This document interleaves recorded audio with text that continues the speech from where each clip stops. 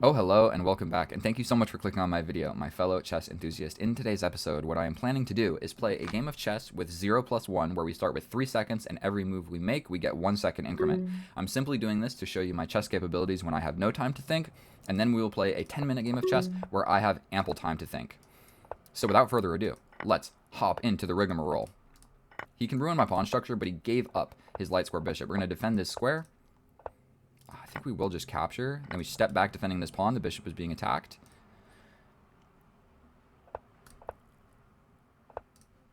I think we give this check and we can grab this pawn. I don't see any checks or anything useful.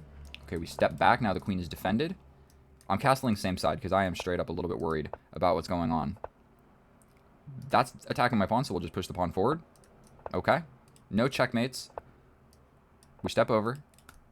This is definitely getting a little bit sketchy here, but we're going to step over. For sure we capture that. We step over. We grab this, because there's all sorts of like sacrifices going on. Step back. Hit with a check. This is a check, but we can take a few different ways. That hung this, but we cover this way. We go here. We step up. Need to do something with this guy. Am I going to get mated? What's going on here? Okay, I can attack the queen like this. Queen is just stuck. He actually got the queen trapped right there. We're going to go like this. I mean, if you take, you're just for sure losing the game. But I'm going to take like this and then hide over behind the pawn. So now I have... This is a beautiful square. We're attacking the rook. We're getting into the position. We've got 3 seconds. And we're just going to trade that off because we can grab this pawn. And realistically, what is he going to do here? We step back. I mean, if we really got to, we'll just go for this. Okay. Okay, he can push forward, but if he does, then it becomes a pass pawn. Okay, we got to defend somehow. Alright, so we're going to lose some pawns. We're going to lose some pawns. As long as we don't lose this pawn, we are happy and good to go. So what we're going to do is not lose this pawn. Defend it like this. We will step up, and we're going to get this pawn with the knight. Oh my god, we got to pre-move it. We might have to make some pre-moves here because I am really low on time. So this is just something you can do.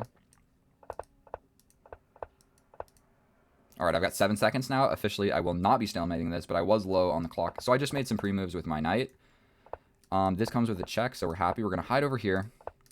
And one thing you got to be careful of is just getting stalemates. So what you can do is just hide all of your pieces. If you really want to be careful about it, you can put the knight in front of the bishop so that none of those squares are going to be covered. We bonk this guy on the head. Bring the king a little bit. Cut him off a little more. Now we're going to trap him in a little box over here. Okay, so we're going to just wait to move with the king. Chase him to the corner. The king is now stuck in these 2 squares right here, and we are going to deliver a checkmate on the next move. He has 15 seconds, but we pre-move it. I know that was sloppy. I probably missed quite a few things, but you get the idea. I'm capable of playing chess at a 2,000 rated. Okay, the opponent was 1,900, so... He wasn't a 2,000, but I don't get to pick who my opponents are, alright? So let's hop into a 10-minute game of chess. That was quite exhilarating, I must say. We're going to create a game right here. Bada boom, bada bing. And we're going to do an 8 plus 2 instead of a 10 plus 0 because I don't want my opponent to lose on time. Because if that happens, it ruins the video. I would rather get into an epic, crazy time scramble where we both have 10 seconds, but we don't lose on time and we just make blunders instead. I think that that is far more interesting than somebody flagging. Maybe that's just my opinion, but running out of time, in my opinion, from a winning position, from a losing position, it is just not what you want. We are facing a 2022. We're going to take a quick gander at his profile. We see that he is not up to par in Bullet, but oh dear lord, his blitz rating is quite scary. And he plays a lot of variants. He's also quite good at Chess 960, so I would believe his tactics are somewhat decent. But I'm going to show you just how to absolutely destroy an opponent. We have e4, e5, bishop c4, the bishop's opening. My favorite opening of all chess. Please develop the bishop. He neglects to do so. There's a really interesting line if they develop the bishop. If not, what we got to do here is simply push this pawn forward because there are some knight sacrifices that are not super fun because this happens. So because we have the opportunity to throw in this pin, We could either develop the knight first. I guess we're going to develop the knight first because him jumping forward and just applying pressure here, we wouldn't be able to castle and defend in a natural way. We will also push this pawn because I don't want to deal with this. He wants to go for just a completely symmetrical structure. I'm going to push a pawn on the side of the board. He pushes the pawn on the side of the board. If I go here, there's a good chance that he just captures. I am going to do this because his bishop was looking at my f2 square, which is the weakest square in the position. f7 is the weakest for the opponent because it is only defended by the king. Once you castle, then it's defended by both, of course. But my last piece that I have not developed is my queen. I need to castle or move my queen.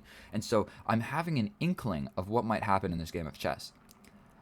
I move my queen, he castles, and I just freaking castle opposite, and we have no more symmetrical structure.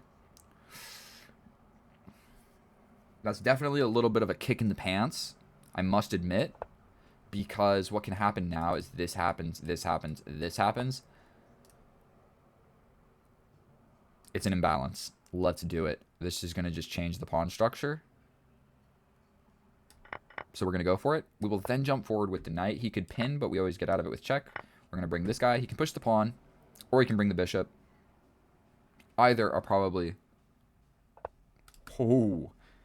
Ho, ho, ho. Okay, so I spoke quite highly of castling this way, but seeing as he has literally 5 pawns advanced on that side of the board, castling that way just doesn't seem like the most intelligible decision. So I'm thinking developing my queen with tempo, forcing him to castle. Also, once I play this, that takes away the idea of him bringing the queen out first. Is there any other large reason not to do this? I could castle, but say we castle, then he gets to develop his queen. So I think we're going to beat him to the punchline. That is part of the benefit of playing with the white pieces. And then, like I said, castling this way is probably... It's just so risky. He's just going to push. And then I capture and he brings this, and then he's got this. I'm just losing. We castle, he pushes. Even if I don't take, he takes, and it opens up. Then we got an open file on my king. Without further ado, we castle, same side. And we go into a completely symmetrical game of chess. This is my immediate idea. However, he can just take en passant. So we will take. My queen is attacked.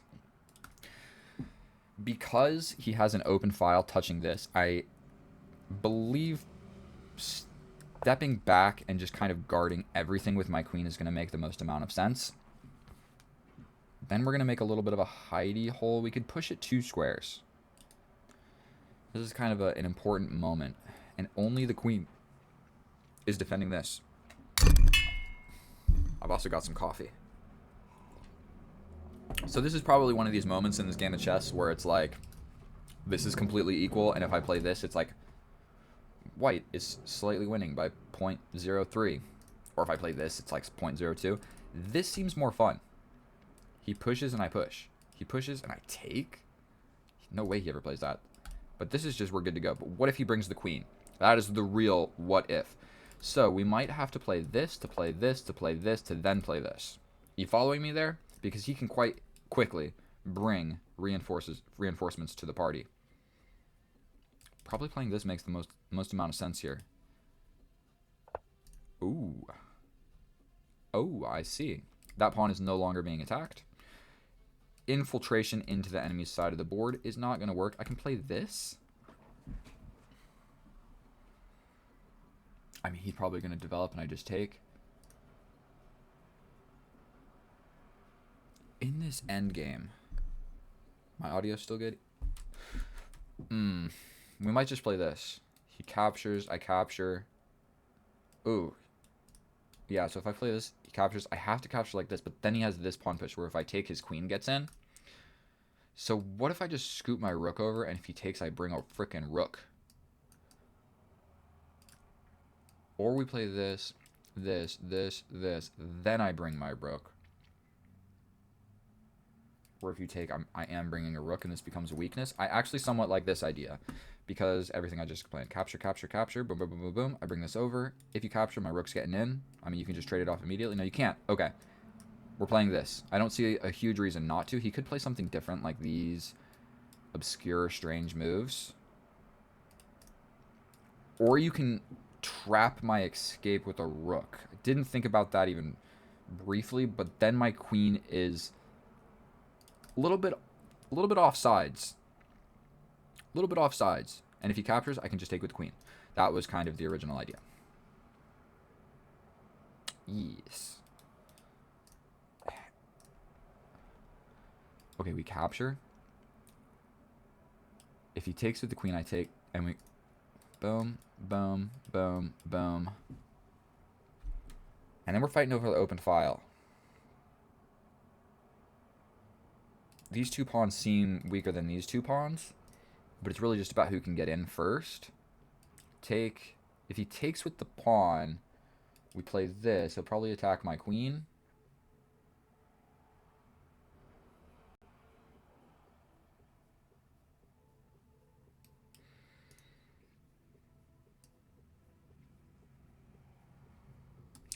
Let's do this. It also opens up like an escape for my queen. Now this is my last undeveloped piece that has done absolutely nothing. We need to check what is the status of my queen being attacked. I mean, we just play this and I can take. So I like this.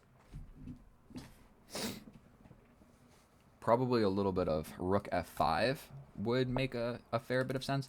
Now, hear me out. Capture, take. I'm the first to infiltrate. You block, I double defend. You could play something like this, but I'm not even going to think about it. I think I either play this or this. And this pawn push is coming, but I can just take. Then you take, another push, I take, you take. You would have a passed pawn. Activity over everything. Yeah, he goes for it immediately. I mean, if he takes, I just take.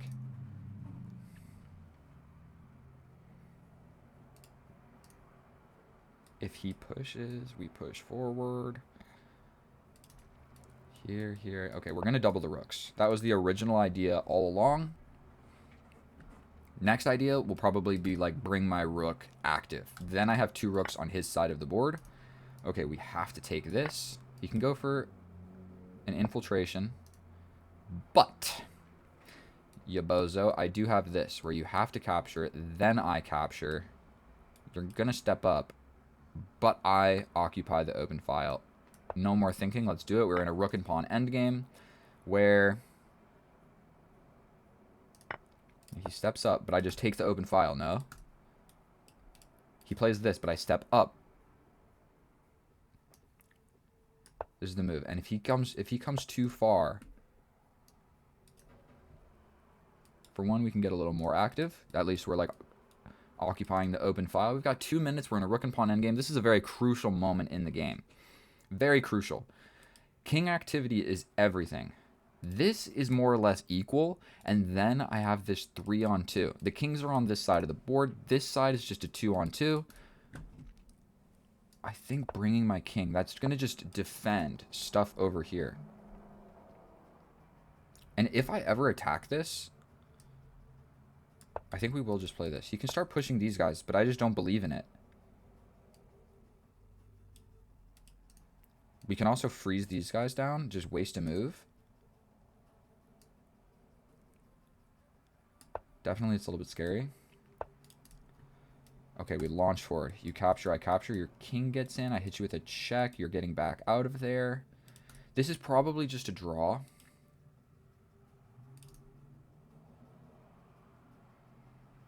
His rook is defending literally everything, dude. I don't think there's huge opportunities to win this. And he's got 7 freaking minutes, bro. Oh my god. He needs to learn how to utilize his time correctly. You shouldn't be in a... You should... If there was ever a moment in this game where I had like a winning tactic or anything, bad uses of time by both of us. So he does want to go for this. What if I attack? This is the move. What does this do? Oh my freaking god, it gets in. You hate to freaking see it. Here, here. Take with check. This. I take with check. You go back. Then I take again. This is the move. You can defend. But look. Check. Scoot back, a bozo. Then I take another pawn, defending and attacking the rook. With pretty... yeah. Oh, he resigns. Bro, you had 6 minutes and 46 seconds on the clock. My bro. Crispy.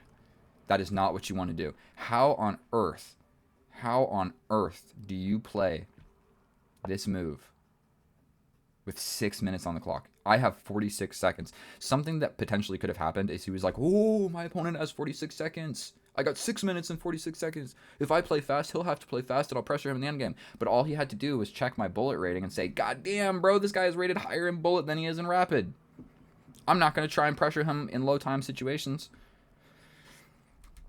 Flabbergasted by the decision of some of these chess folk. But either way, let's hop into an analysis. We're going to change the scene. If my face glitches out, don't stress about it too much, because that's what... I'm going to edit this part out. Don't worry about it. And here we are in the analysis. And if you made it this far in the video, check out this frickin' Rubik's Cube collection, dude. That is unfrickin' real. I also got one more. Dude, I just played a perfect game of chess. I might have potential to be a chess YouTuber, because that game, really, I played perfectly. That was a perfect game of chess. Take a look for yourself. Now, this is a boring, flatline position where we grinded down into an end game, finally, to get an advantage. I played 96% accurate, 0 blunders, 0 mistakes, 0 inaccuracies, with 12 average centipawn loss, bro. That essentially means that I was making no errors. So let's just hop right into it. We'll turn this off briefly because it's going to make my camera lag.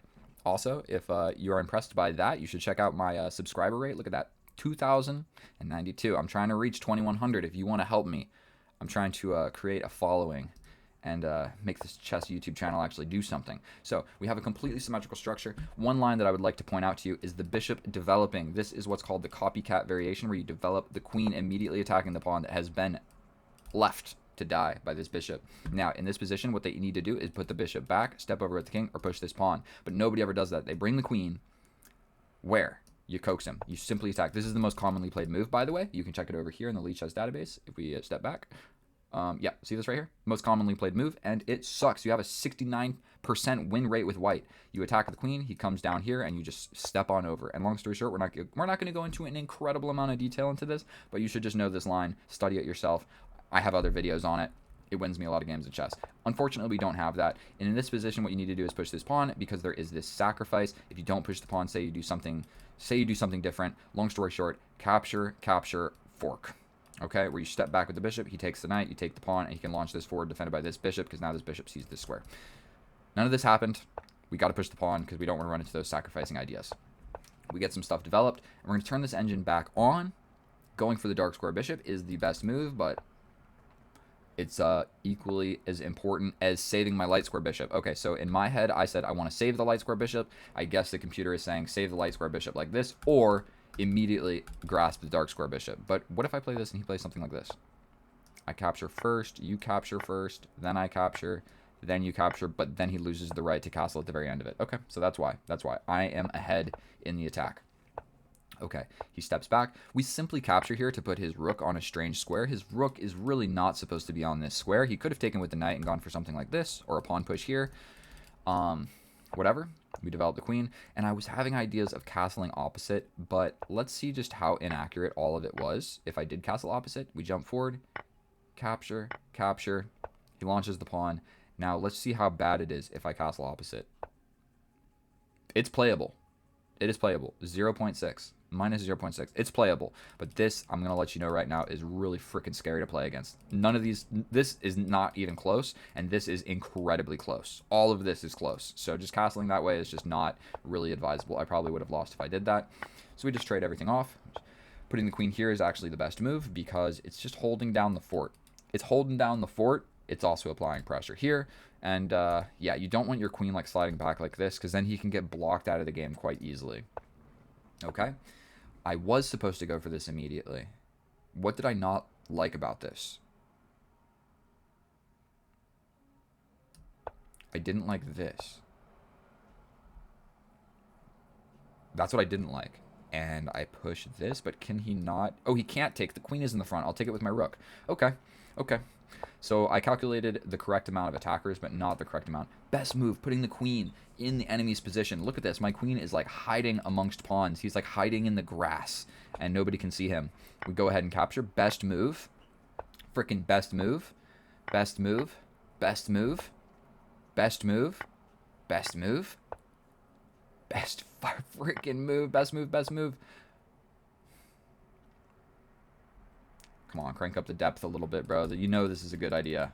You know this. Come on, rook c8. Come on. Okay, we're supposed to say this, but then he gets the open file. Oh, we would have grabbed the pawn immediately. The rook can't go for any open files. He needs to protect these pawns.